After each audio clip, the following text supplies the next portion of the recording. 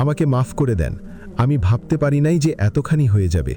আপনি এর জন্য যে শাস্তি দেবেন আমি তাই মনে নেব, কিন্তু আমার উপর রাগ করে থাকবেন না। কান্নার জন্য কথাগুলো বলতেও পারছে না। এটা হালকা হয়েছে। নামাজে এত শান্তি আগে জানা ছিল না।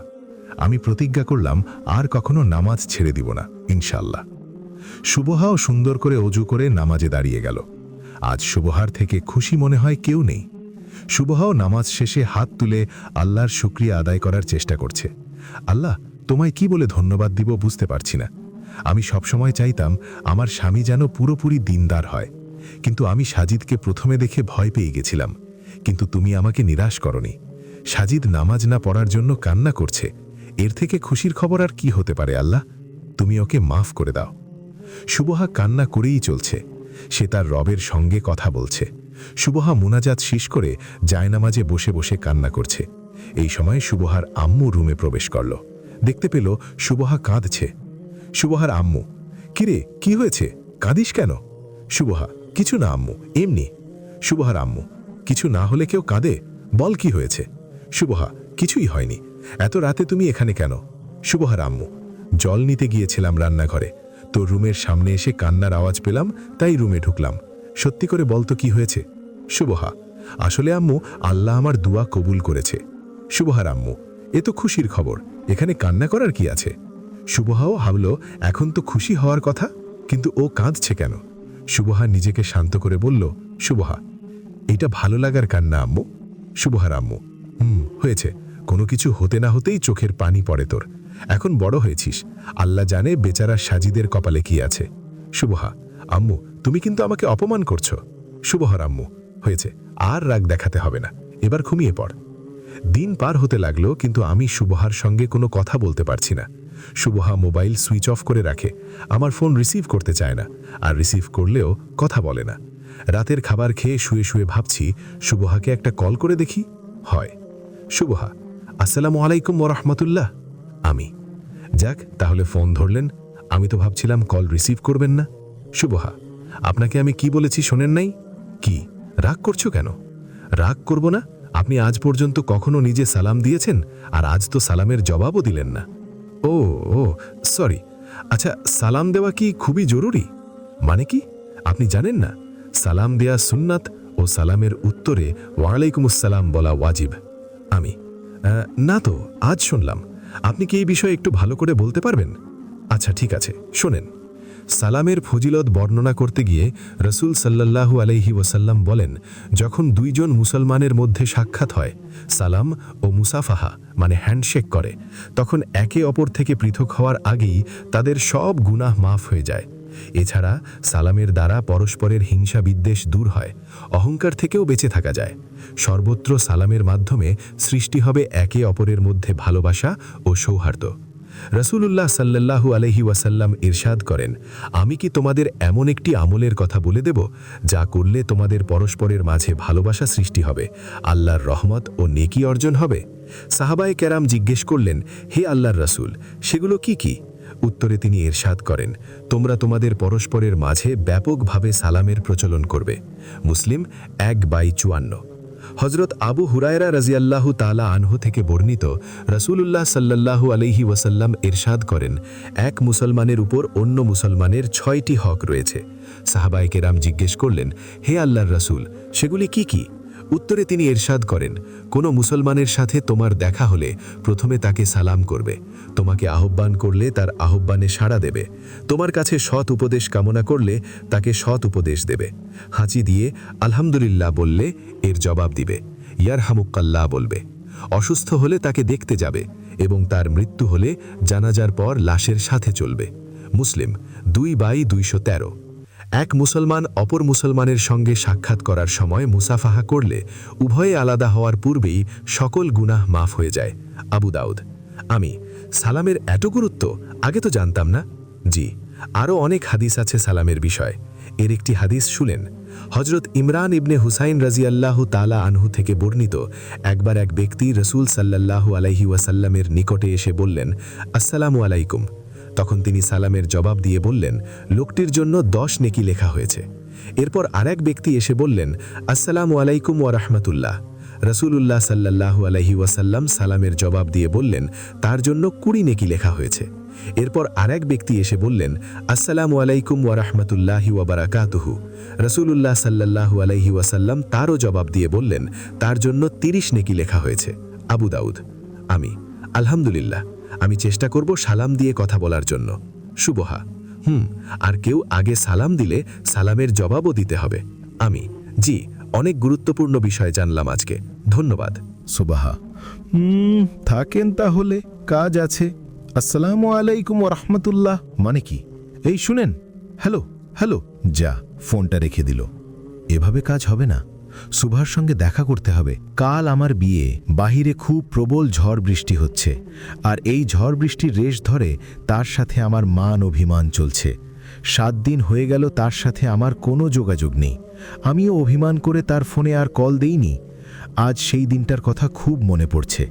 কেন আমাদের মান অভিমান চলছে তা জানতে হলে 7 দিন আগে যেতে হবে।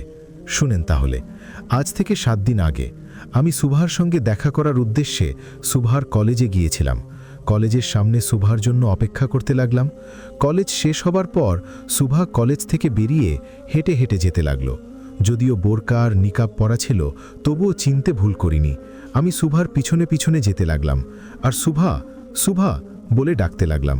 কিন্তু সুভা এমনভাবে যাচ্ছে যেন আমাকে চিনতেই পারছে না। ওরা 4 জন ছিল, সবাই বোরকাসহ নিকাব পরা। আমি প্রায় দৌড়ে গিয়ে সুভার সামনে এসে দাঁড়ালাম। আসসালামু আলাইকুম, ভালো আছেন? ওয়ালাইকুম আসসালাম। জি, আমি ভালো আছি। রাস্তা ছাড়েন না, আজকে তো যেতে নিব না।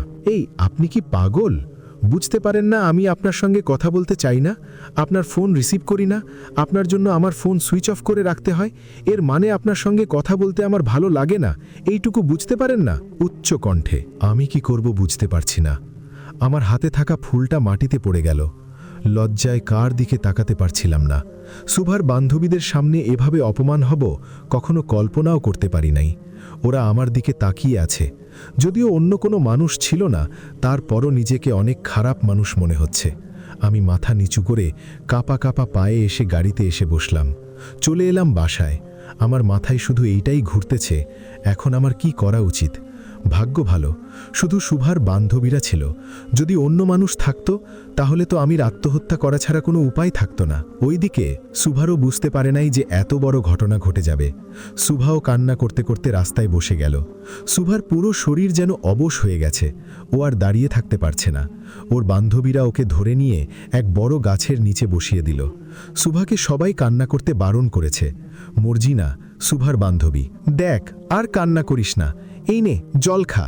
এরকম কেন করলি? তুই যদি সাজিদকে বিয়ে না করিস তাহলে বাসায় বল যে এই বিয়ে আমি করব না। আমি জানি বাসায় তোর কথা শুনবে, কিন্তু তুই এইভাবে অপমান না করলেও পারতি।